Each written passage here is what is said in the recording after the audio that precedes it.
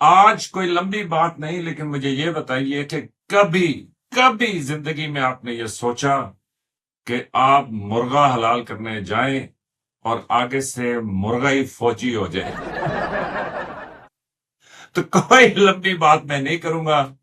Social media वालों को सलाम है। कॉमेडी को, हंसी मजाक को, मतलब हर चीज को आप उस लेवल पे लेके जा रहे हैं कि जो शायद किसी प्रोड्यूसर ने, किसी राइटर ने, किसी ड्रामा निगार ने नहीं सोचा था।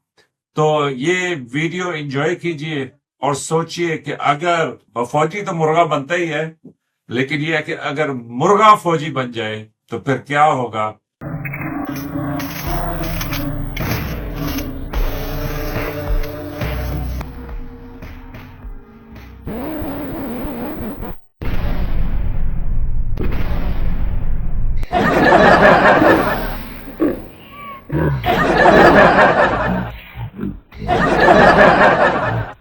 तो वीडियो आपने देखी, मुझे यकीन है कि आपने बड़ा एंजॉय किया होगा। आप में से अक्सर लोग कहते हैं कि सर जरा फौजी लंगर पे भी बातचीत करें।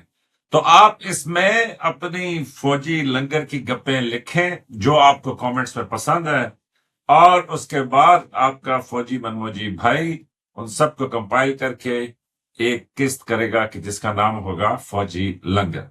देखते रहिए फौजी मनमोजी। लाइक, सब्सक्राइब और शेयर करें। आपकी मोहब्बतों का बहुत शुक्रिया।